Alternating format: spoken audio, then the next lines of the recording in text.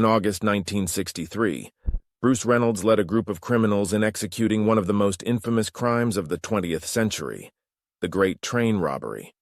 This event became a defining moment in British criminal history, showcasing the dangers of ambition, the allure of high-stakes risk, and the inevitable consequences of defying the law. Bruce Reynolds, at the time the owner of a modest antique shop in London, had been carefully planning the robbery for months. The shop was a facade for his deeper involvement in organized crime. Known for his intellect and precision, Reynolds was uniquely suited to orchestrate such a bold operation. His criminal network, built over years, gave him access to a wide range of skilled individuals who shared his appetite for risk.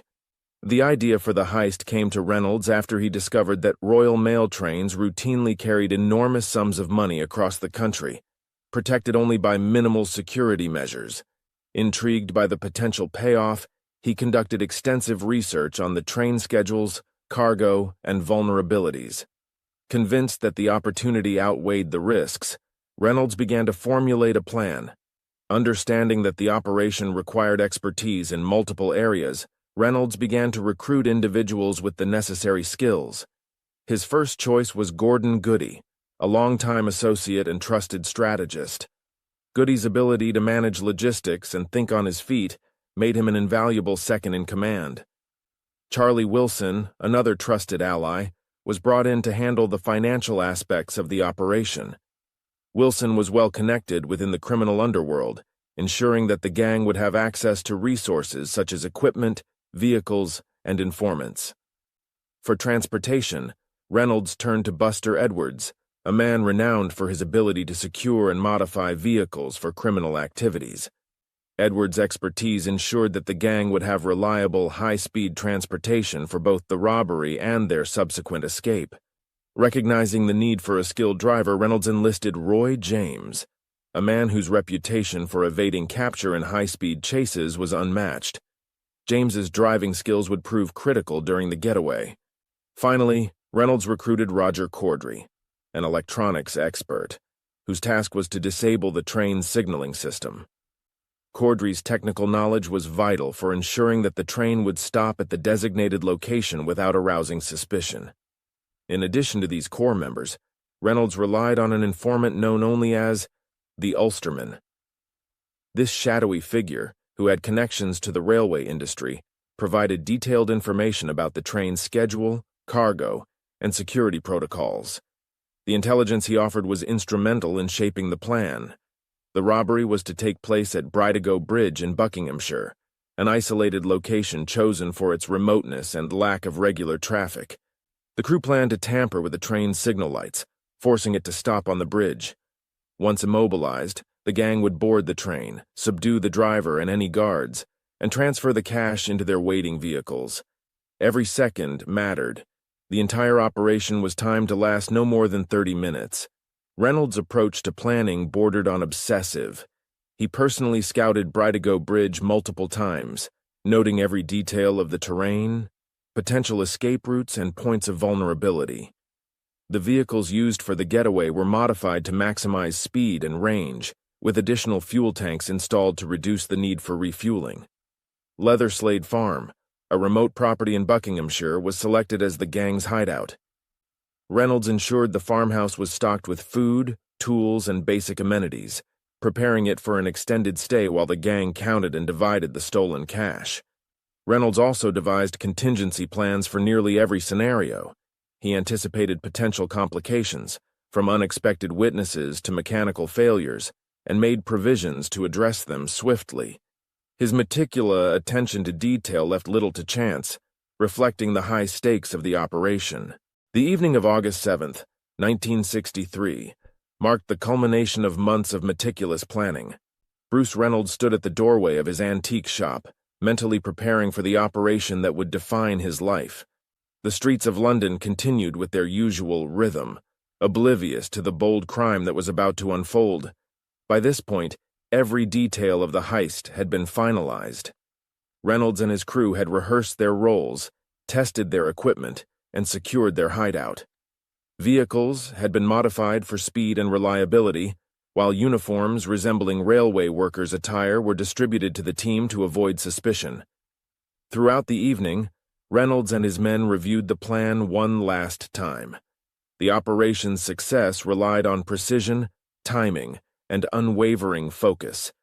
Bridego Bridge, an isolated spot in Buckinghamshire, was chosen as the ambush point. The crew would tamper with the signal lights to stop the train, board the engine, and transfer the cash within a tight 30-minute window. As night fell, the men began to gather at a designated meeting point outside London. The group of 15 moved in silence, their usual banner replaced by a heavy tension. Reynolds arrived last, exuding calm authority as he surveyed the team. Their disguises and equipment were checked one final time, and Reynolds gave the signal to move out. The convoy of vehicles drove through the countryside under the cover of darkness. Reynolds sat in the lead vehicle, his mind racing through the sequence of events. Despite the detailed preparations, he couldn't shake the fear of potential failure. Every turn in the road brought them closer to the moment of action. Bridego Bridge was quiet and desolate when the crew arrived. The team moved swiftly into their assigned positions. Roger Corddry scaled the signal gantry, tampering with the lights to ensure the train would stop at the right spot. James Hussey and Thomas Wisby stationed themselves near the tracks, ready to board the train as soon as it came to a halt. Shortly after 3 a.m., the sound of the approaching Royal Mail train broke the silence. The train slowed as it neared the tampered signal, eventually grinding to a halt. The crew sprang into action with military precision. Hussey and Wisby climbed into the engine, overpowering the driver, Jack Mills, who resisted and sustained a head injury in the scuffle.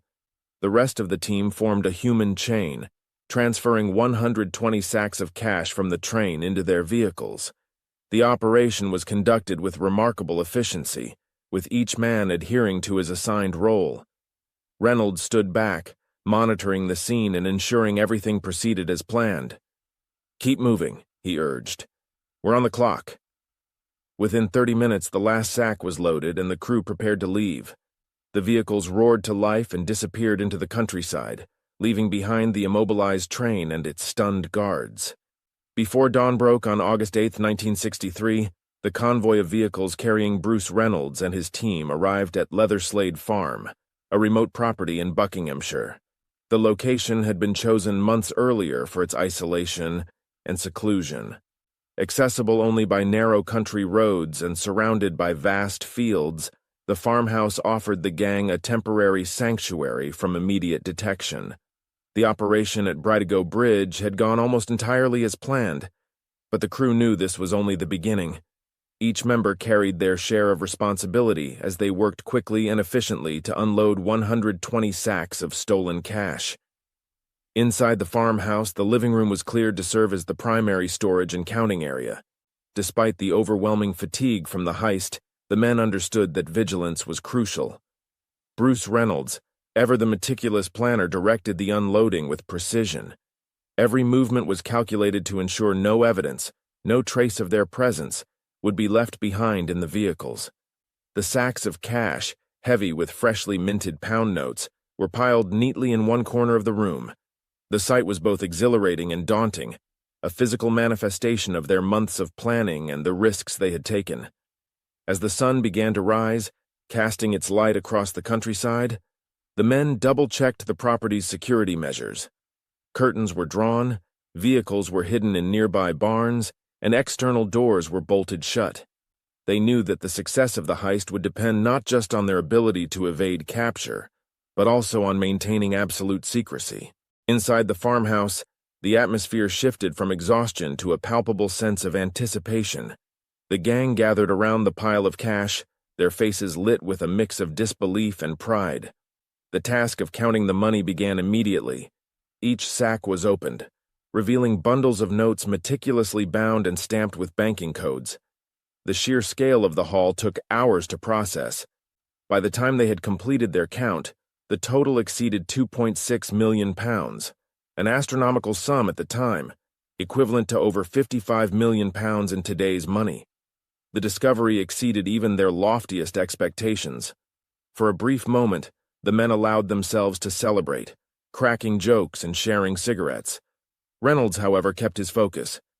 "This is only half the battle," he reminded them. "We're not safe yet." Despite the jubilation, the gang understood the magnitude of their situation. They had pulled off one of the most daring heists in British history. But with that success came a new set of challenges. The stolen money, untraceable in theory, was not as anonymous as they hoped.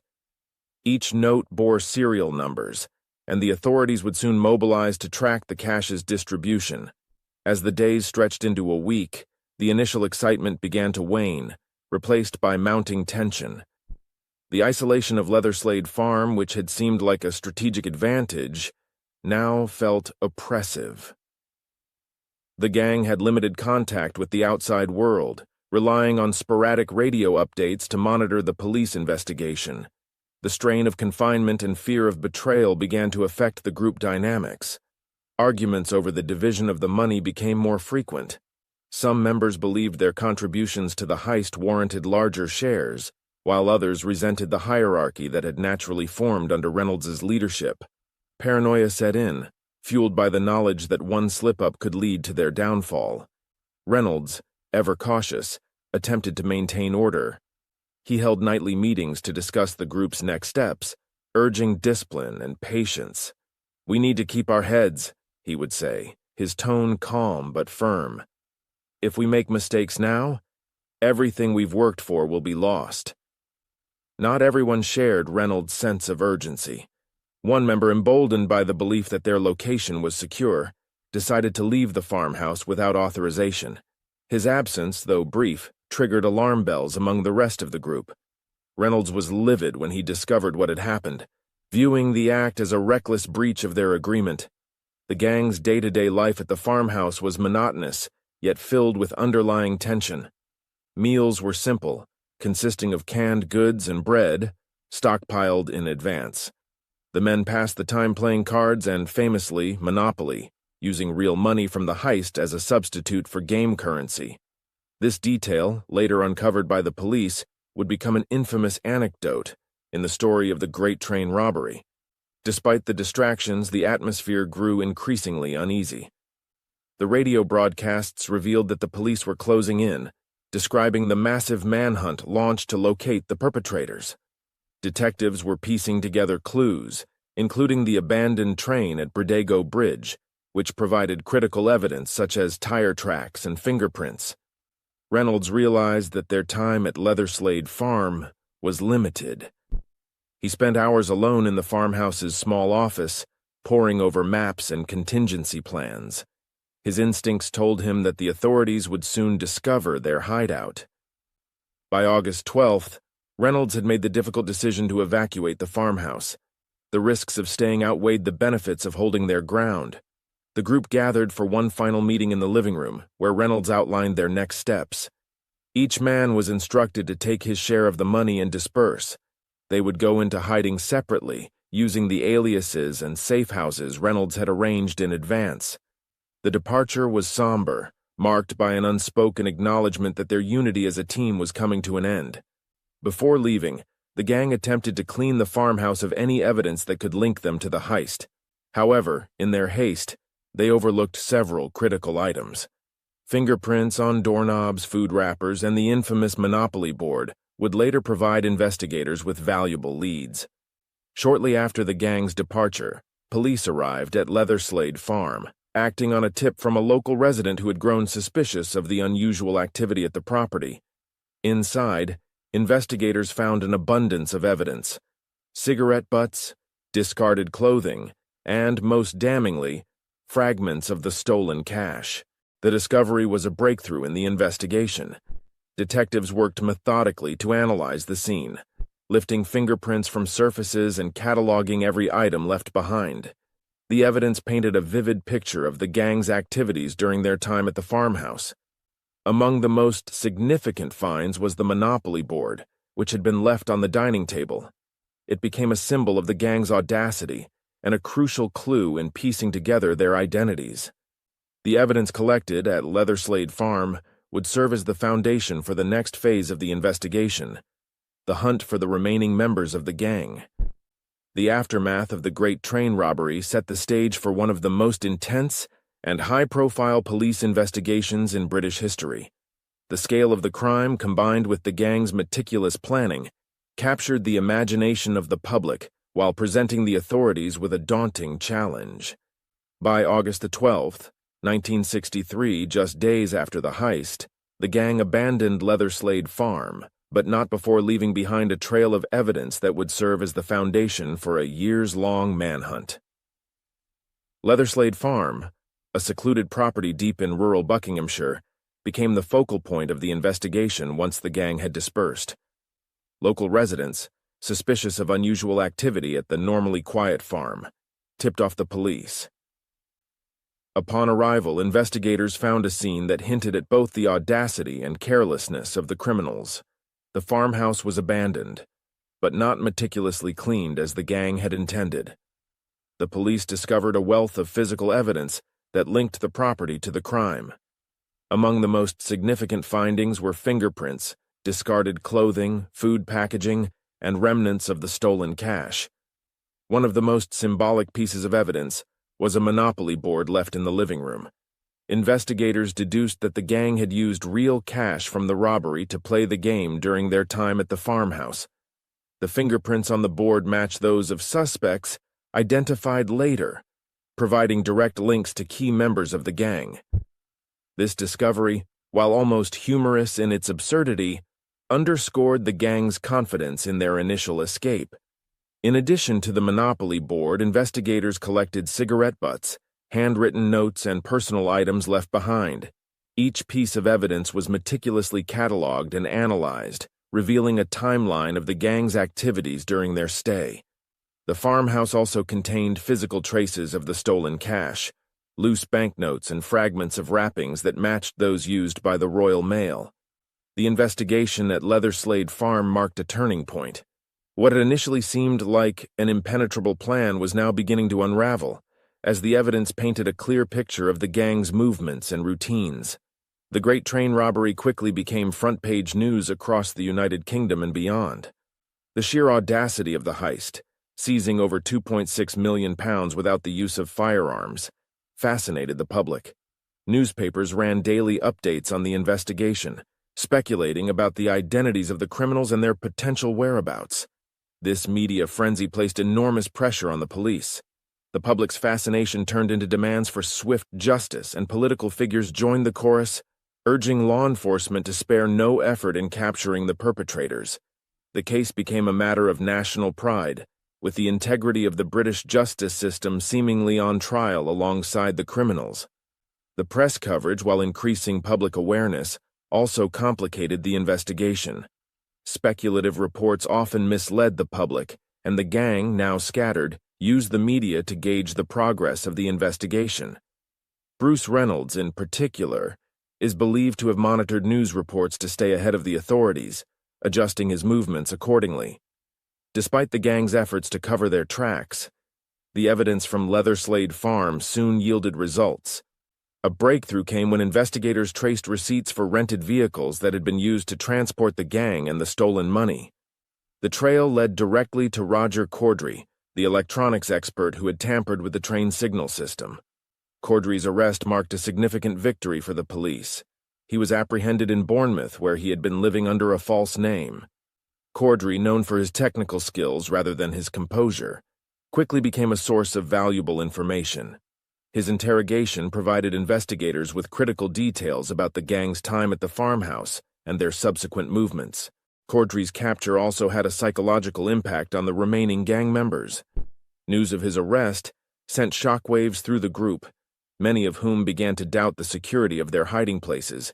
The unity that had characterized the planning of the heist was now being tested by fear and paranoia.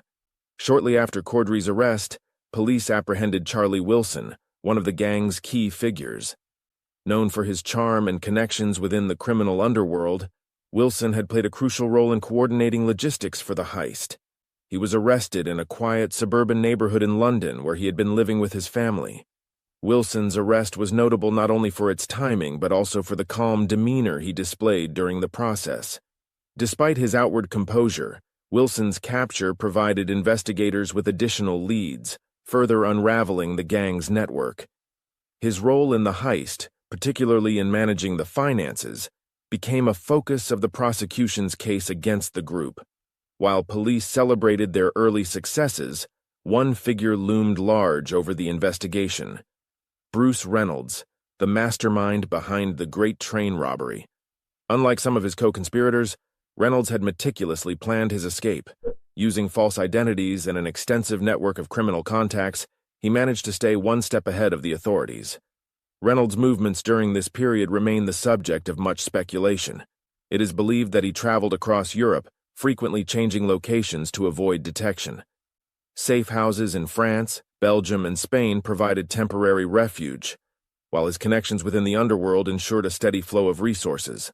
Reynolds' ability to evade capture added to his mystique, making him both a target for law enforcement and a figure of fascination for the public. His disappearance was seen as a challenge to the police, whose resources were stretched thin as they pursued leads across multiple countries. The investigation continued to gather momentum as more members of the gang were identified and apprehended. The evidence collected at Slade Farm, combined with intelligence gathered from informants, allowed detectives to map out the gang's network. One by one, additional arrests followed. Each capture brought the police closer to their ultimate goal: dismantling the entire operation. However, the hunt for Bruce Reynolds remained elusive. Despite the progress made, his whereabouts continued to baffle investigators. The Great Train Robbery investigation became a defining moment for British law enforcement. It highlighted both the strengths and weaknesses of the justice system. On the one hand, the meticulous work of investigators demonstrated the value of forensic evidence and collaboration across agencies. On the other hand, the gang's initial success exposed vulnerabilities in the country's security infrastructure, prompting widespread calls for reform. For the public, the case was more than just a crime story. It was a cultural phenomenon. The image of the gang as both daring outlaws and flawed individuals captured the imagination of a nation grappling with social and economic change. The press played a significant role in shaping this narrative, often blurring the line between fact and fiction. By early 1964, the capture of most of the Great Train Robbery gang marked the beginning of one of the most sensational legal battles in British history. The proceedings, dubbed the trial of the century by the press, drew immense public and media interest. It was as much a courtroom drama as it was a spectacle of justice, with every detail meticulously scrutinized. Held at Aylesbury Crown Court, a location chosen for its proximity to the crime scene and ability to accommodate heightened security measures, the trial became a magnet for journalists, sketch artists, and curious members of the public. People lined up outside the courthouse for hours, hoping to witness history being made. Media outlets from across the UK and beyond covered every moment, ensuring that the public remained captivated by the story. The defendants, 12 men in total, entered the courtroom under heavy police guard. Each faced charges that included conspiracy to rob, robbery with violence, and assault. Among the accused were well-known figures such as Charlie Wilson, Gordon Goody, and Buster Edwards, who had already gained infamy due to extensive press coverage of the crime.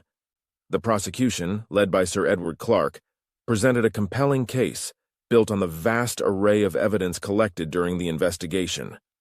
Much of this evidence originated from Slade Farm, the gang's hideout, which had inadvertently become a treasure trove of clues. Among the items presented in court, fingerprints recovered from furniture, cigarette butts, and personal belongings proved particularly damning. These fingerprints directly linked many of the defendants to the farmhouse, establishing their presence during the gang's post-heist activities. Another key piece of evidence was the Monopoly board discovered in the living room. Not only did the board bear the fingerprints of several gang members, but its use during the counting of stolen cash provided a striking image of their audacity. In addition to these items, investigators found discarded clothing and food packaging at the farmhouse. These remnants helped create a timeline of the gang's activities and suggested that they had fled the hideout in haste. Each piece of evidence built a cohesive narrative of the gang's movements before and after the heist. The prosecution's case was further strengthened by the testimonies of witnesses. Some were local residents who had noticed unusual activity near the farmhouse, while others were individuals who had unknowingly assisted the gang. For instance, Those who rented vehicles or sold supplies to the criminals provided critical details that corroborated the police's findings. One of the most poignant moments in the trial came during the testimony about Jack Mills, the train driver injured during the robbery. Witnesses described how Mills had been struck on the head with an iron bar, causing a concussion and long-term health complications. The prosecution argued that this act of violence, though not lethal, demonstrated the gang's willingness to use force when faced with resistance. The defense team, comprising skilled and experienced barristers, faced the daunting task of countering the overwhelming evidence. They sought to shift the narrative by emphasizing certain mitigating factors. A key argument was the lack of lethal violence during the robbery. Defense lawyers highlighted that no firearms had been used and that the gang's intention had been to execute the heist without causing harm. They portrayed the operation as a calculated act of ingenuity rather than a reckless act of aggression. Additionally, the defense characterized the robbery as a display of non-aggressive methods. They argued that the plan relied on precision and intelligence rather than brute force, seeking to differentiate the crime from other violent robberies of the time. The defendants themselves took varying approaches in court. Some, like Roger Corddry, openly admitted their roles in the heist but emphasized their nonviolent intent, hoping for leniency. Others, such as Charlie Wilson, denied significant involvement, aiming to sow doubt among jurors. Despite their efforts, the sheer weight of evidence presented by the prosecution made it evident that leniency was unlikely. The trial played out against a backdrop of intense media coverage. Newspapers branded the gang as both brilliant masterminds and dangerous criminals, oscillating between fascination and condemnation. Details about the heist, the defendants' lifestyles, and their alleged spending sprees became front-page news. The public, while captivated by the gang's audacity, largely demanded harsh punishments. Jack Mills's injury became a focal point of public outrage, symbolizing the human cost of the robbery. For many, the gang's actions represented an attack on societal order, and there was widespread agreement that justice needed to be served. On April 16, 1964, after weeks of testimony and deliberation, the jury returned guilty verdicts for all 12 defendants. Presiding Judge Sir Edmund Davies handed down sentences that reflected both the magnitude of the crime and the public demand for accountability. Charlie Wilson, recognized as a key figure in organizing and financing the heist, received a 30-year sentence. Gordon Goody, whose strategic contributions were pivotal, was also sentenced to 30 years. Buster Edwards, whose role included securing and modifying vehicles for the operation, was sentenced to 25 years, later reduced upon appeal. Meanwhile, Roger Corddry, whose technical expertise with the train's signaling system was vital to the robbery's success, received a 20-year sentence. In delivering the sentences, Sir Edmund Davies stated, "This was a meticulously planned operation, executed with ruthless efficiency. The damage caused goes beyond financial loss. It strikes at the very fabric of society's trust in law and order." These remarks underscored the judiciary's intent to send a clear message about the consequences of large-scale organized crime. The severity of the sentences shocked some legal experts, who argued that the punishments were disproportionately harsh, particularly given the absence of fatalities during the robbery.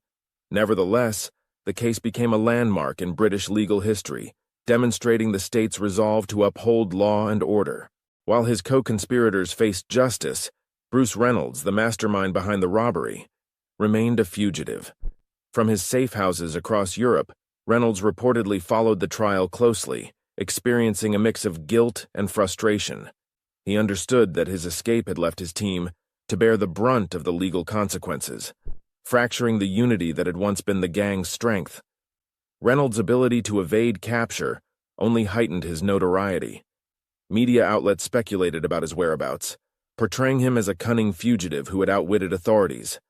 However, Reynolds later admitted that life on the run was far from glamorous. Constantly moving, using false identities, and living in isolation, he endured the psychological toll of uncertainty and the knowledge that his freedom was precarious. The conclusion of the trial marked a turning point in the narrative of the Great Train Robbery. For many, the harsh sentences served as both retribution and a deterrent against similar crimes. However, the case also sparked debates about the balance between justice and proportionality, raising questions about how society punishes ambition and ingenuity when expressed through criminal acts. For the public, the trial immortalized the Great Train Robbery as a cultural phenomenon. The audacity of the crime, coupled with the courtroom drama, ensured that the story would be retold for generations. In many ways, the trial cemented the gang's place in history, not just as criminals, but as enduring figures in Britain's collective imagination. Following the Great Train Robbery and the arrests of his co-conspirators, Bruce Reynolds became one of the most wanted men in Britain. While the media often portrayed his life on the run as daring and glamorous, the reality was far more grim, a life defined by constant fear, isolation, and the relentless effort to stay one step ahead of capture.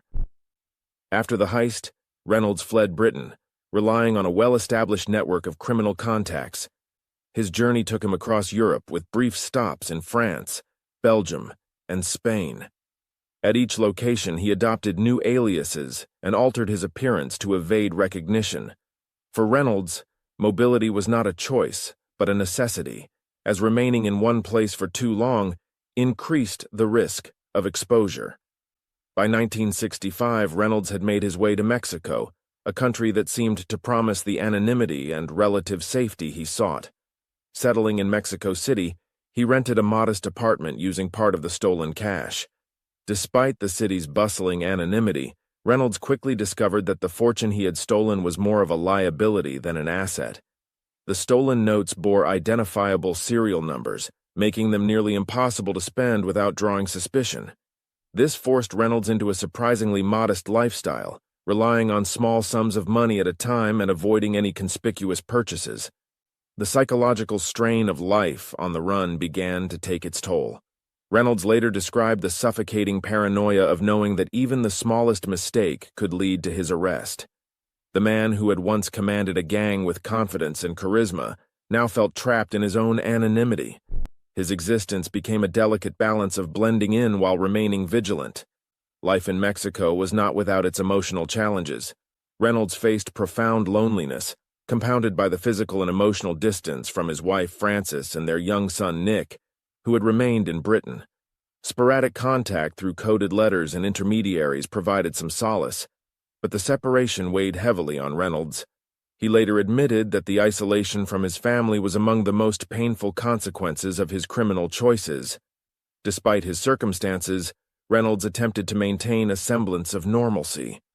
He occasionally socialized with other expatriates, but was always careful to avoid revealing too much about his past.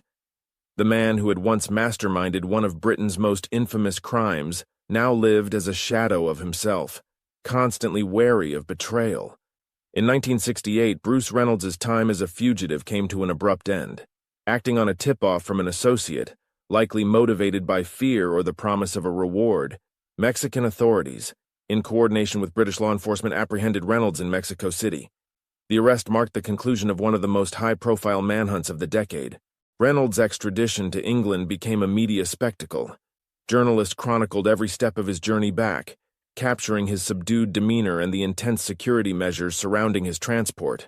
Upon his return, Reynolds faced trial.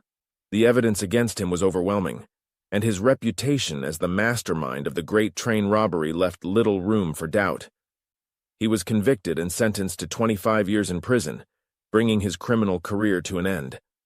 For Reynolds, prison life represented both punishment and an opportunity for introspection. Stripped of the freedom he had fought so hard to maintain, he confronted the consequences of his actions and the choices that had led him there. Reynolds adapted to incarceration by establishing a disciplined routine. He spent much of his time reading and writing, reflecting on his life and documenting his thoughts. His writings later offered a rare glimpse into the mind of a man whose ambition had reshaped his life and those around him. Fellow inmates often remarked on his intelligence and composure, traits that had once made him an effective leader. Yet, even within the structured environment of prison, Reynolds felt the weight of regret. The camaraderie that had been so central to the gang's success had disintegrated in the aftermath of the heist. Betrayals and arrests had fractured the unity they once shared, leaving Reynolds to grapple with feelings of isolation and loss.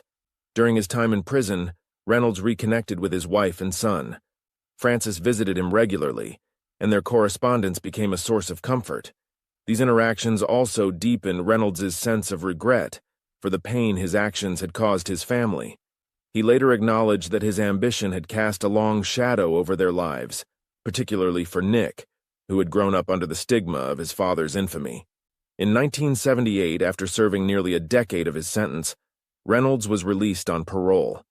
His return to society marked the beginning of a new chapter, but the world he entered was vastly different from the one he had left. The notoriety of the Great Train Robbery continued to follow him, complicating his attempts to reintegrate. Finding legitimate employment proved nearly impossible. Employers were hesitant to hire someone with such a high-profile criminal past, leaving Reynolds to navigate a precarious existence. Despite these challenges, he reunited with his family and moved into a modest home in London, striving to rebuild his life. Over time, Reynolds reluctantly embraced his status as a public figure. He participated in interviews, true crime documentaries, and other media projects, offering candid insights into the robbery and its aftermath. His memoir, The Autobiography of a Thief, became a valuable historical document, praised for its honesty and nuanced portrayal of criminal ambition. While Reynolds often expressed regret for the harm caused by the robbery, particularly the lasting injuries suffered by train driver Jack Mills, he remained unapologetic about the ingenuity behind the heist.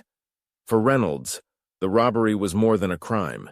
It was a calculated challenge to a system he perceived as inherently unjust.